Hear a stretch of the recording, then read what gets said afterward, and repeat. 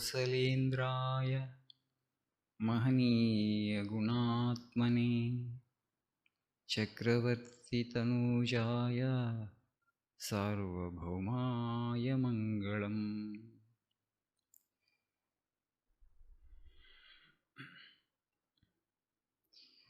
We are in Ramayana, studying the different episodes, major episodes, the great epic. It's too long an epic. We won't be able to study everything there. It is an epic of 24,000 slokas. If you take up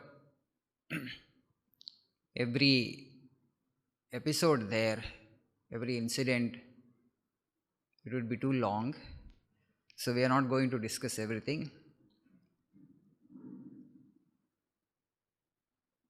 Today we shall look into the sages whom Sri Rama visited.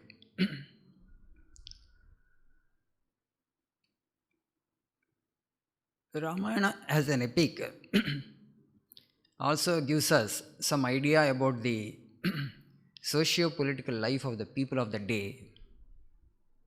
You know, it's a very ancient scripture, very old scripture. For us, history means from Buddha onwards. Before Buddha, what happened? What kind of life existed in India? That we don't have any historical record. You can get some idea only from Ramayana and Mahabharata. So even then, maybe 7,000-8,000 years or 10,000 years before also, there was this Janapadas. So this doab of Yamuna and Ganga, even then actually it was inhabited, thickly populated by people. Because the soils are very fertile, because the Himalayas, the Mother Ganga, she would carry such fertile sediment, and every time when you irrigate the fields with the waters of Mother Ganges, because the finest and mineral-rich sediment is getting deposited on soil, and so you just throw grains and you would harvest bumper crops. So there was no dearth of food. Because of that, people had plenty of leisure. That's why culture, art, philosophy, poetry, all these things have developed. So we all know that when Rama came out of Ayodhya to go to the forest, the people followed him in large numbers. Afterwards, Bharata also came to take Rama back to Chitrakuta. Rama said, "No, I can't come. So after 14 years only I will be coming back." So before coming to Chitrakoot, Rama actually visits the ashram of sage Bharadwaja. So there were people here in the towns and cities and villages who would lead this normal worldly life. And also, there is this group of people, sages, ascetics. They prefer to live in forests. They prefer to live on roots and fruits. Their requirements are very minimum. They would construct a simple hut and they would live in that. What they would do? They would do this homa, and the rest of the time they would study the Vedas and they would practice meditation and prayer. And the only goal in life is to know the truth. If you stay in the midst of towns and cities, in societies, you can practice religion, you can practice spirituality, but there will be obstacles, as we all know. But if it is your only goal in life to know the truth, you don't want to be distracted, you don't want to have any temptations around, you don't want to get stuck actually in this, daily chores of worldly life, the troubles of worldly life. So because all around when people are worldly minded, and to be in the midst of them and to practice austerities and to seek God, it would be naturally difficult. Of course, living in the forest also is not easy. Just to live on fruits and roots, how difficult it would be. Definitely hard life. But there was this group who preferred to live in the forest than to live in the midst of cities. Because they had that passion for truth. So they have gone to these forests, and there actually they made their hermitages. Beautiful forest, plenty of water, fruit and root would be available. no disturbance except the disturbance of the animals. But they would not disturb any animal because they are all lovers of Prakriti, because everything is created by the same Lord. They would appreciate the beauty of the creation of the Lord. As they had no intention to disturb any animal, these wild animals also never disturbed these people. Otherwise, there was no kind of protection for them, from tigers and other wild animals. Most of the times in Sri Ramayana, you hear sage Valmiki again and again calling to Sri Rama, Nara Shardula, Purusha Vyaghra, Raghava Shardula. Shardula is tiger. Always they compare Rama with the tiger. Tiger here means not that he is cruel and aggressive, because strength among all the animals, along the beasts, actually tiger is the strongest. So Manuja Vyaghra, tiger among men. These are all the adjectives that are used to describe Rama. That means it is very clear that forests were inhabited with tigers.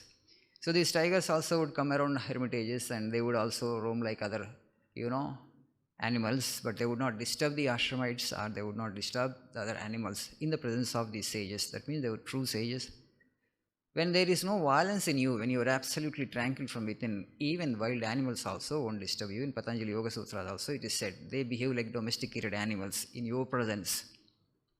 Even tigers also behave like domesticated animals in your presence.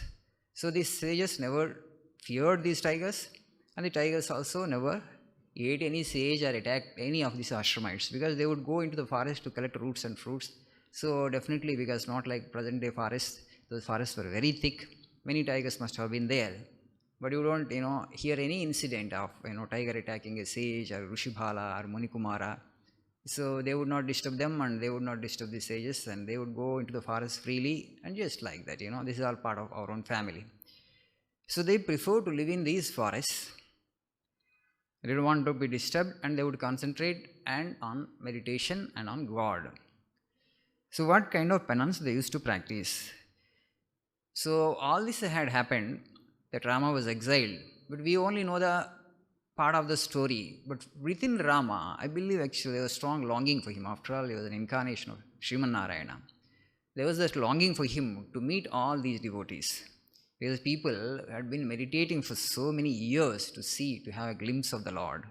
So they enshrined the Lord in their heart. So naturally, God loves his devotees. The pull was too strong for him. He didn't come just to rule a kingdom like another ordinary king. Of course, he had no interest on that rulership also. I was born in a Kshatriya family. The reins, the kingdom came just like them. Somebody has to rule.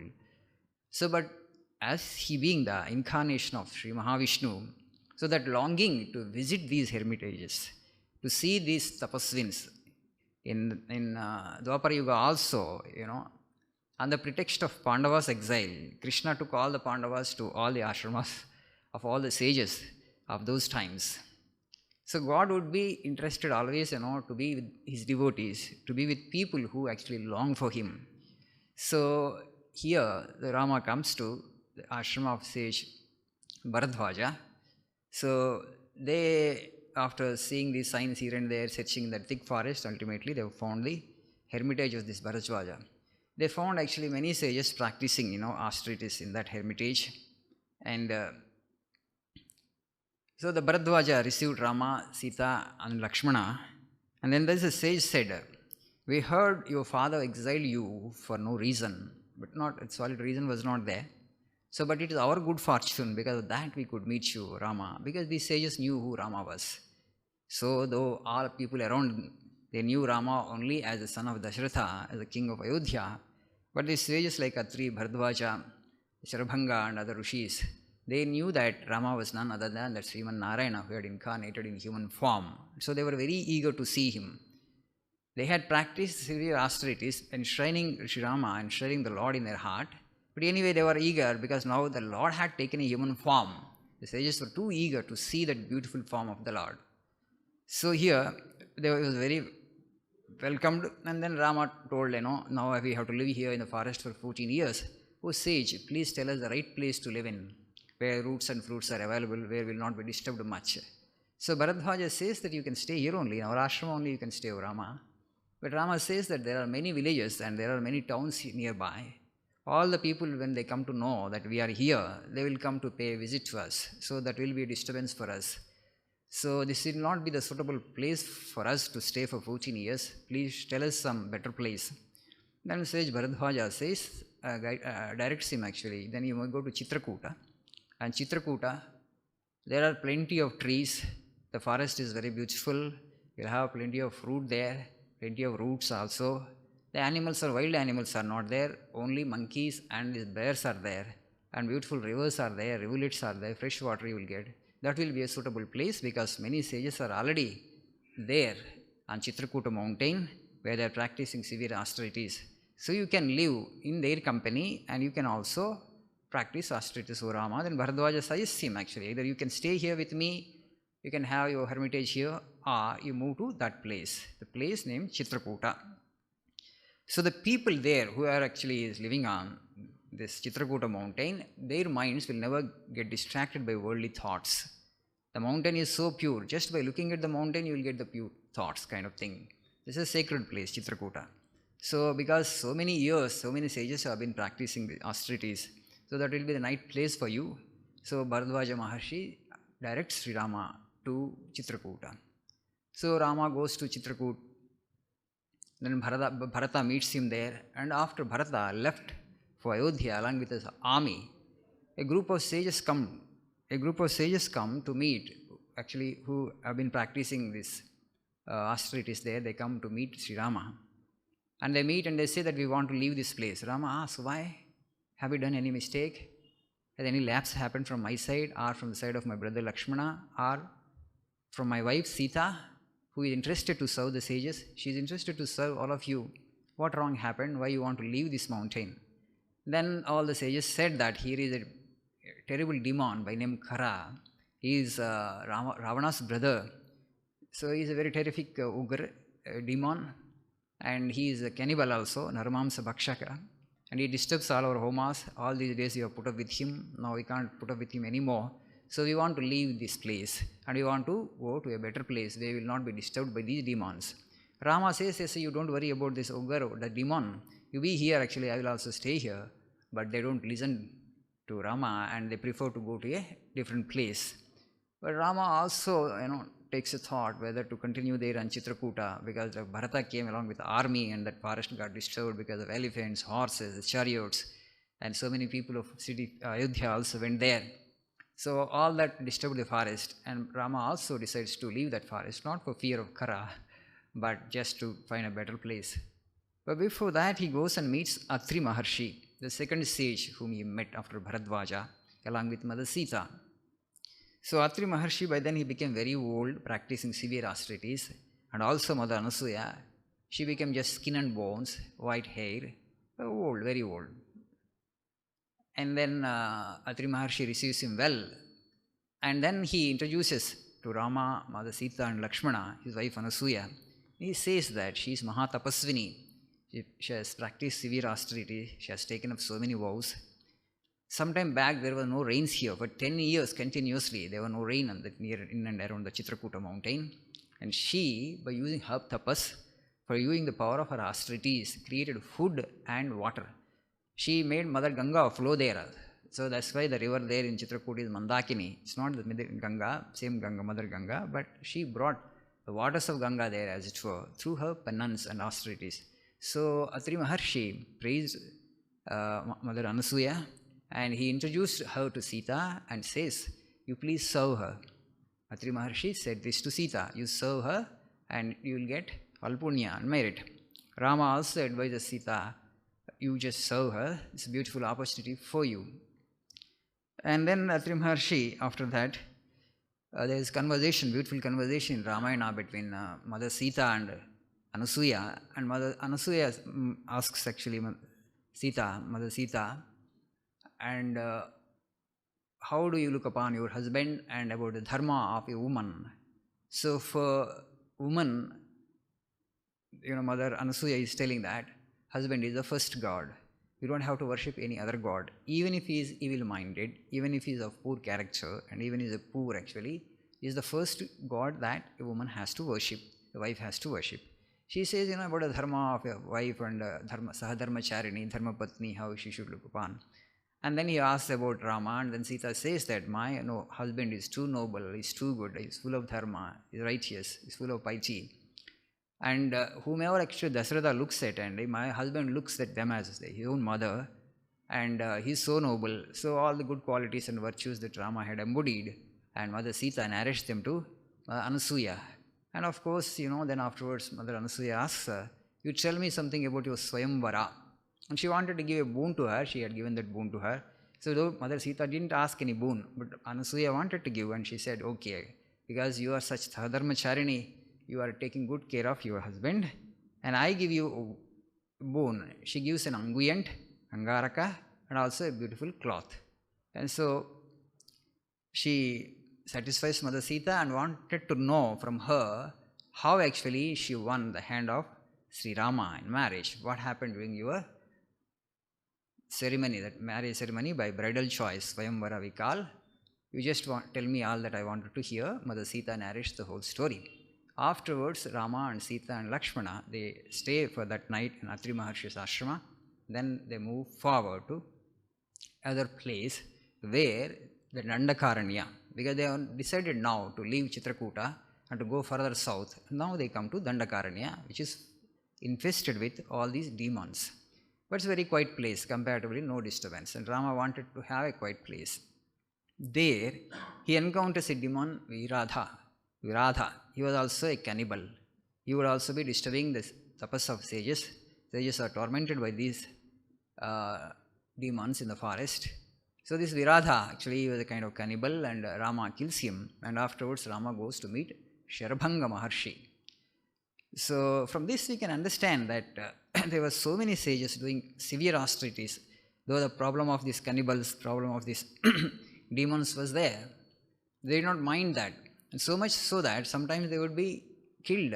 Even the death was also okay for them, but they did not come to Janavasas or towns and cities out of fear of these demons. They preferred to stay only in the forest and wanted to do penance. Though they had the power to actually kill these demons by using the power that they acquired through tapas, but they did not invest that tapas for that. At one point of time, the sages said to Sri Rama, we could actually kill these demons, but they don't want. Though they are killing us, we don't want to kill them. But this body is not that important. If it is for Loka Kalyana's sake, it is for the welfare of the society and the people, it's okay, we are ready to use our power of tapas, but not for saving our own body. You just see that spirit of sacrifice that they had. They say that it's very difficult to acquire punya, it is difficult to acquire merit by doing austerities. And having acquired that merit by practicing severe austerities, are we to invest this to protect our own bodies? No, we will not do that. So they prefer to die. So because there was no resistance from these sages, these tamasic ogres, these demons, would kill them, would disturb their homas, they would put flesh in the homakundas, and then they would bring all the bones and all inauspicious materials and dump there. And sages would bear with those demons. Sometimes they would go to other places, safer places, and there also these demons would go. And now they request Rama actually to protect them. So when Rama visits the Sharbhanga Maharshi, he had seen the spectacle really surprised him. He saw a great wonder there. What was that wonder? Indra was visiting Sharbhanga Maharshi. Indra came in his chariot with green steeds. How Indra was looking, and the beautiful description is there. He was of, like gold complexion, is very, very bright. And Rama saw this wonder, Indra coming from heaven to meet Sharbhanga Maharshi. And, there are all this paraphernalia, the white parasol, and also the two women waving this fly whisk for Indra, and all those things, other people praising him, other Gandharvas and Yakshas and Siddhas. Then Indra comes and meets Sharbhanga Maharshi. And he had a conversation with Sharbhanga Maharshi. And Rama wanted to meet Indra after seeing this, when he was conversing with Sharbhanga Maharshi. But when Indra saw Rama coming to meet him, he did not want to meet Rama. He says to Sharbhanga Maharshi, Rama is around, he is coming to meet me, but I don't want to meet him. He is very powerful, he has a thing to do actually, he has to accomplish many things, mainly he has to kill Ravana. Okay, all these demons he has to kill. So that is the purpose for which the Lord had incarnated in human form here. Now I don't want to have any conversation with him. Whereas all these sages and Maharshis were eager to receive Rama, to look at Rama, and to play host to Rama. This Indra, he doesn't want to meet Rama. And Rama himself wants to go and meet him. This is like the gods are. They are only interested in their position. They don't want kaivalya, they don't want nirvana. And nobody else actually should also strive for nirvana, because if somebody becomes God, actually, they will become more powerful than them. So that's why in our Vedanta it is said that iha amutra falabhoga viraga, even the desire to enjoy bhogas in heaven must not be there if you really want to attain mukti. That is also desire that holds you back. People may not be interested to enjoy the pleasures of this mundane world, but even the desire to enjoy the comfort of heaven, even the desire to enjoy heavenly pleasures also should not be there. That is also a stumbling block. That is also an impediment. That also won't help you to attain to mukti. Whereas all these sages were so eager to meet Rama, and this Indra, when Rama himself expressed the desire to meet him, he doesn't want. He says, no, Rama has to accomplish many things, namely killing of these demons. I will meet him afterward. Saying that to Sharbhanga, simply he gets into his chariot and flies towards Amaravati. So Rama wanted to meet Indra, but he couldn't meet. And then Rama goes to Sharbhanga Maharshi and asks him, I wanted to meet him, but he simply left the place. What you were conversing? Then Sharbhanga Maharshi says, no, before how Rama actually went and how he prostrated, how actually he respected the sage, Tasya padau cha sangruhya Rama Sita cha Lakshmanaha Nishedastanugnata labdavasa nimantritaha. Tasya padau cha sangruhya. Rama actually touched the feet of Sharbhanga Maharshi along with Mother Sita and Lakshmana. Nishedaha tadanugnata labdavasa nimantritaha. So when he provided him the residence, okay, and nimantrita, when he asked them to come, then they went, and then in the asana that sage provided, they sat there. There are certain formalities when you go to people like sages, how you have to go to them. With Rama being Kshatriya, and so with the utmost respect he had shown to these sages, not normal respect, because after all, actually he was the Lord, he was Narayana himself.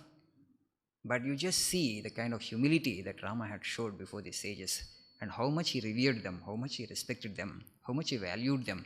He considered them even greater than himself. Now that's how actually Lord treats his devotees. He considers them actually even greater than himself. That's why it's a great privilege to be the true devotee of the Lord. It's not an ordinary thing. Lord considers you as VIP. And so Rama considers all these people as VIPs. And when he visits actually, all formalities, he shows, and all the protocols he will show. Nishedastanugnata labdhavasha nimandritaha. Now he asked his doubt. Sage, I have a doubt now. What is that? Why Indra came here?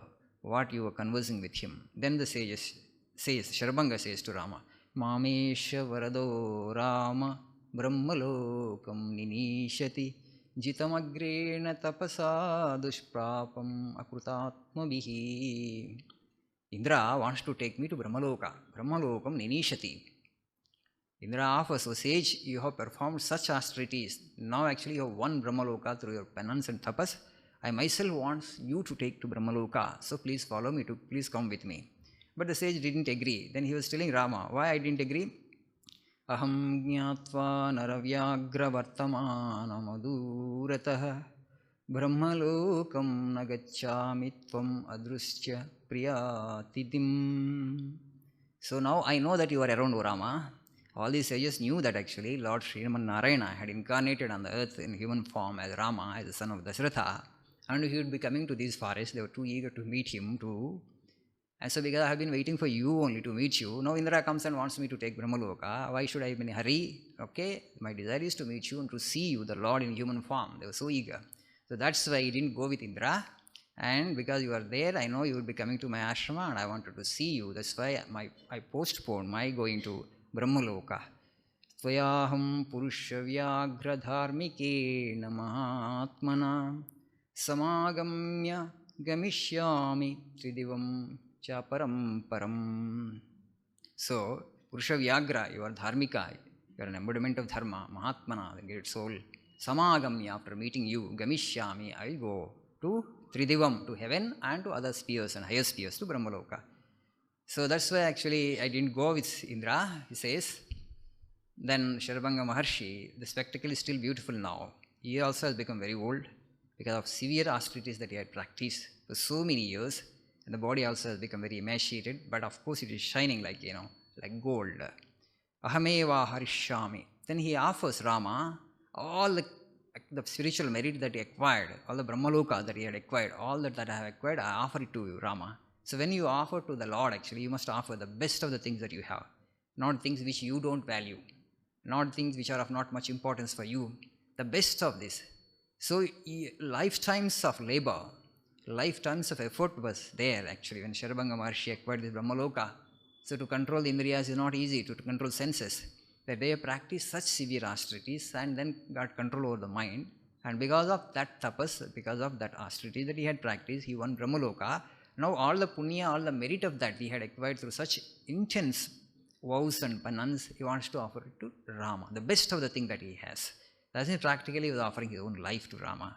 And Rama says to him, Ahameva harishyami sarvan lokan mahamuni avasam tu ahamichami pradishtamiha kanani. Ahameva aharishyami sarvan lokan mahamuni. Whatever the lokas, the Brahmaloka you have acquired, you want to offer that to me. So, but I will acquire them on my own.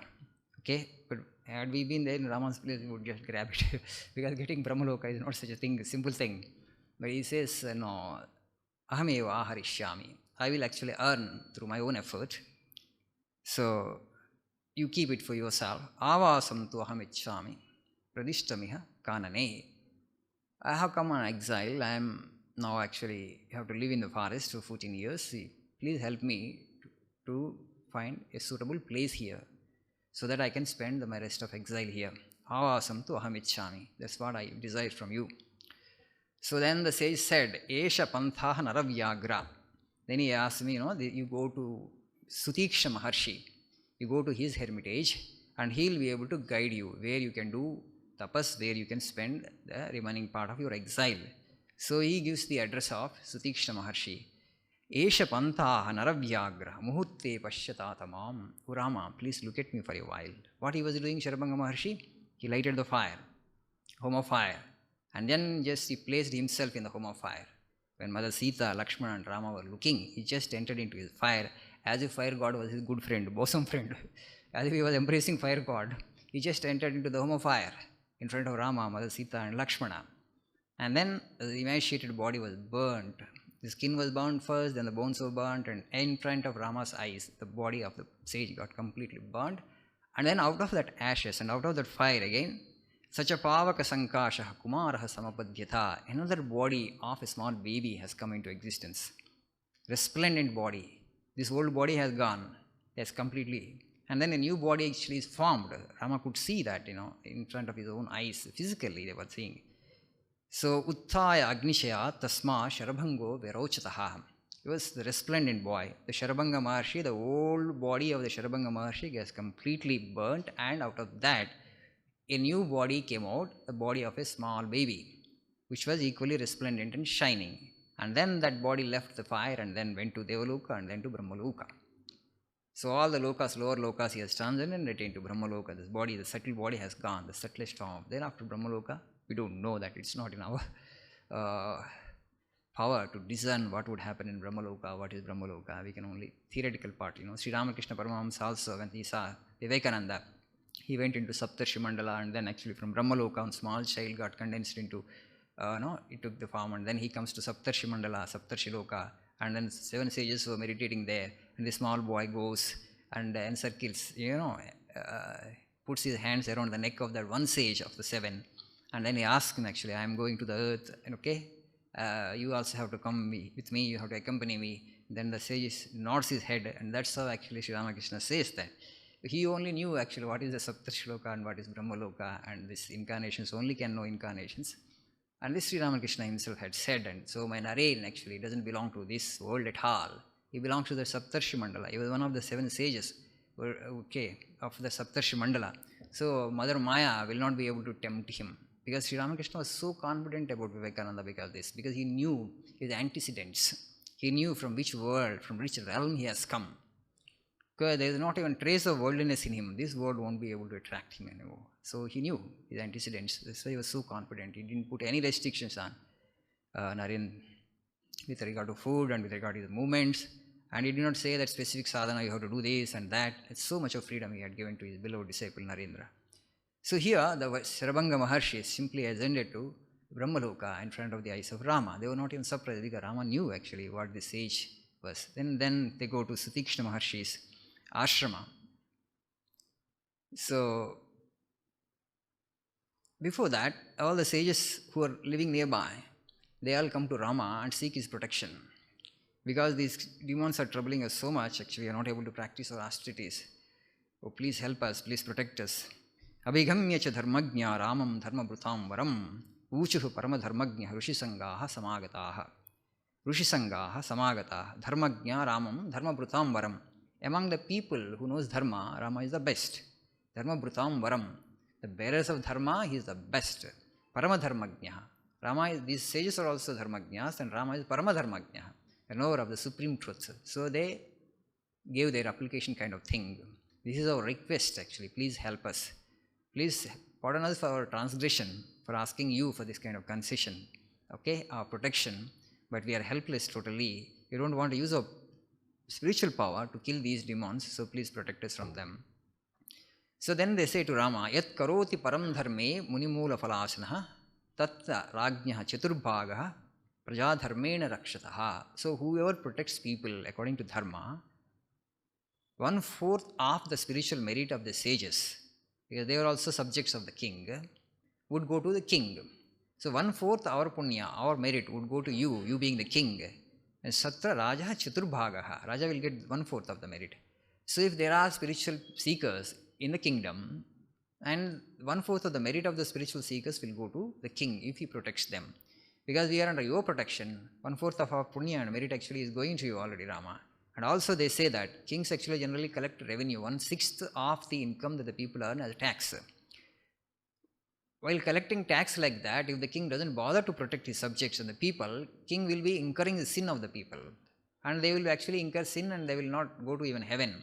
But if you protect the people, because you are collecting tax from people, and you will go to heaven. So they say all this, dharma sukshmas to share that with Rama, and then Rama actually promises to them that yes, I will protect you. It's my pledge. And then Mother Sita, after they move out of that place, they go to Sutikshna Maharshi's ashrama. Sutikshna also receives Rama in the same way how Sharabanga Maharshi received, and there actually Rama says, Ramohamasmi Bhagavan Bhavantam Drashtumagataha. I am Rama, I have come to see you, O sage. Then Sutikshna Maharshi also offers all the spiritual merit, punya that he had acquired through that hard austerities to Sri Rama. The way Sharabanga Maharshi offered, in the same way, Sutikshna Maharshi also offers, but Rama doesn't accept that also. He says, no, I will acquire these lokas on my own, so please show me a place for my tapas and penance.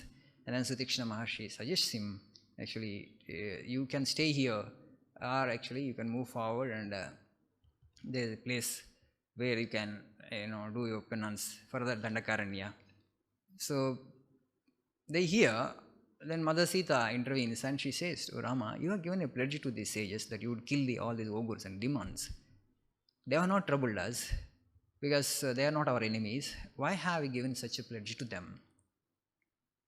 You seem to have been confused with regard to dharma. It appears that your mind is a little clouded, though I know that you are the person who knows dharma well, but still I have a little doubt. Is it that you are a bit confused? Is this real dharma? Why have you given them that pledge actually to kill those ogres? They have not done any harm to us, those demons. And then Mother Sita says, people indulge in 3 kinds of sinful actions propelled by their own desire or selfishness. What are the sinful actions? First, they tell lies. Second, immorality, not being faithful to your better half, your spouse. The second thing. And third thing is doing violence without a solid reason. Without substantial reason, doing violence with others. These are the 3 sins which people commit because of the desire, their intense attachment to this body, intense selfishness. So I feel that first 2, I know you are actually a man of dharma. First is excluded, that you will never tell a lie, you are a man of truth. And the second thing also, because you are 100%, immorality doesn't come and enter into your mind at all.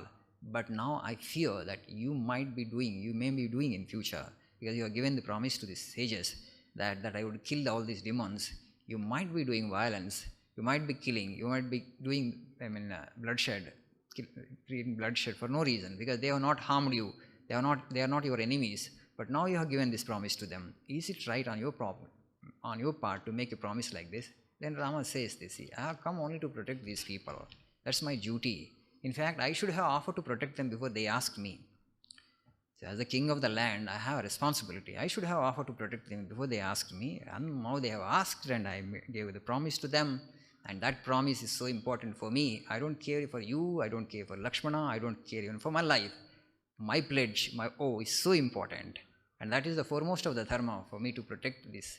Of course, violence is, sometimes is essential. Because these ogres, for no reason they are killing these sages. The sages are not harming them, but these demons are actually killing them. So is it dharma? So it is the responsibility of the king, as I am the king of the land, in the sense that we are all now, Rama says everywhere that we are actually under the control of Bharata, and Bharata is the king, and he has dispatched us and to establish dharma in the land, and that's why we are on the move now. We are in the forest, so that's our duty, the kingly duties. And then thereafter, actually, Rama expresses his desire to meet sage Agastya to Sutikshna, and Sutikshna says, yes, here only nearby, actually, you will meet Agastya Bhrata. He has his hermitage, and you just ask him, and he will show you the way to sage Agastya. And Rama goes and meets Agastya Bhrata. The name of that sage is not known, but Agastya Bhrata he meets, and then afterwards he goes to the ashram of sage Agastya, the greatest Muni of the time. Aradhaishyamyatra aham agastyam tam mahamunim sesham cha vanavasasya saumya vasyamyaham prabho. So I want to worship that sage Agastya, tam mahamunim. Who is this Agastya? Rama actually tells about the sage Agastya to Lakshmana. This sage actually has complete control over Prakriti. Once there was a competition between the Himalayas and the Vindhyas, and who would be the biggest mountain, the greatest mountain. And Vindhya also was growing like Himalayas. And this sage said, you just cool down. So don't grow as much as the Himalayas. Otherwise, had there been the Himalaya, Vindhya also had grown to the size of the Himalayas, India would have been into two, northern India and southern India, and people in the north could not have come to the south. It would not have been possible. The sage actually had so much of power. And also there were two demons, Ilvala and Vatapi. You know the story. And they would, great cannibals, they would destroy all these tapasvins, all these ascetics. How they would do this, Vatapi and Ilvala, they would actually take the form of a Brahmin, both of them. Ilvala will take the form of a Brahmin, and this Vatapi will become like a ram, a sheep, goat. And then they will invite all the Brahmanas, saying that in our home there is a Shraddha ceremony, you all please come. And this Ilvala, he will cut this ram, this Vatapi, and then they will cook that ram, that sheep, Vatapi, and then they will feed all the sages. And afterwards this Ilvala will say, come out, Vatapi, come out, Vatapi. So this Vatapi will come out of the stomachs of the sages, and then they would kill the Brahmins like that, all the ascetics. So many ascetics they had killed like that. Now the sage Agastya also one day was invited, and he had gone there. And same as usual, the Ilvala thought actually he is also a normal sage, a normal ascetic. And Vatapi was cooked and fed to sage Agastya, and Agastya actually had nicely eaten that, and then said, Jirnam, Jirnam, Vatapi Jirnam, that's all. And afterwards the Ilvala started calling him out, oh Vatapi, come out, come out, come out. Where is Vatapi? It's totally digested. So this Agastya actually is a normal kind of sage, actually a man of exceptional powers and abilities. How actually sage Agastya received Rama is very important also.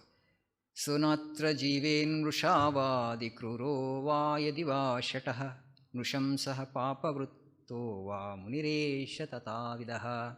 In his presence, in the area where actually sage Agastya was living, Natra jiven vrushava, man of lies, man of untruth, kruro, a man, cruel man, yadiva shataha, an ignorant man. Nobody would live around his hermitage, around that place where sage Agastya was. He was so great. And then Rama goes to him. Discha Rama sirasyadya drashtum mam samupagataha. And he says, Rama, he said, it's good that after a long time today Rama has come to see me. In fact, that means sage Agastya also waiting to have a glimpse of Rama, to have a glance of Rama, the son of Dasharatha. Because Narayana had incarnated in human form, the sages were too eager to see him. Manasa kangshitam hyasya mayapi agamanam prati. I have been waiting for him, I have been longing to see him for so many days. So then actually when he was announced, Rama actually goes there and tells Lakshmana, "Oh, Lakshmana, you go inside the hermitage and tell, okay, somebody whoever is there near the sage that I have come along with Mother Sita and Lakshmana. You just tell them. Announce my arrival here to the sage or somebody else whoever is there." So Lakshmana goes inside and to some disciple of Agastya, he says this, "Rama has come along with Sita, my brother, and my sister-in-law." So then he comes out, and then when the sage was announced that Rama has come along with Sita, he says, "Praveshyatam samipam me kimasau na praveshitaha." Okay? Wherefore was not allowed to enter? Rama has come and he has to take my permission. He is always welcome anytime he can come. He has to announce his arrival and then he has to send somebody, and then actually I have to send again somebody outside, "You come, Rama." The Lord himself actually. You should not be restrained like that. So you go and announce, bring him quickly. Tada nishkramya sambhranta shishyo lakshmanam abravit. Sambhranta, the shishya, the disciple doesn't know the greatness of the person who has come. They don't step. Sambhrantaha. Why the sage is saying that, yellow him quickly and see him, that actually comes in. Who has stopped Rama there? Kuvaso Ramo munim drashtame tu pravishet swayam. Who is this Rama? Why my sage is saying that, quickly bring him. So that's how actually sage Agastya receives the Lord, because he knew actually the person. Because of formality's sake and for the sake of protocol, you should not detain a person like Lord actually for that much of time. Maybe the sage had felt like that. When Rama saw the sage Agastya, he says, "Bahil Lakshmana nishkamati Agasyo Bhagavan Rushihi Audharina Vagacchami Nidanam Tapasamivam." Seeing the magnanimity of the person and the splendor of the face of this sage, so Rama understands that this is Agastya. The first time, a sage meeting the incarnation of God. God meeting God, it's kind of. The sages means they were perfected beings. They had attained to godhood. So God meeting God. So then, Eva Muktva Mahabahu Agastyam Suryavarchasam. So he was actually of the splendor of the sun, Agastya also. Then they had beautiful conversation. Agastya actually, Argya and other things he gives, he pours oblation into the fire, and afterwards he gives them the seat, asana, and he makes them sit there. And then he says that actually Mother Sita, Agastya praises actually, see, women, there are some disparaging statements of the sage, because I am not saying here, but he says, when actually husband is in good times, when he is in opulence, wealth, actually women will stay with them. And when the husband actually is in poverty, women in general desert. I mean, not everybody, but there are a good number of such people in the world.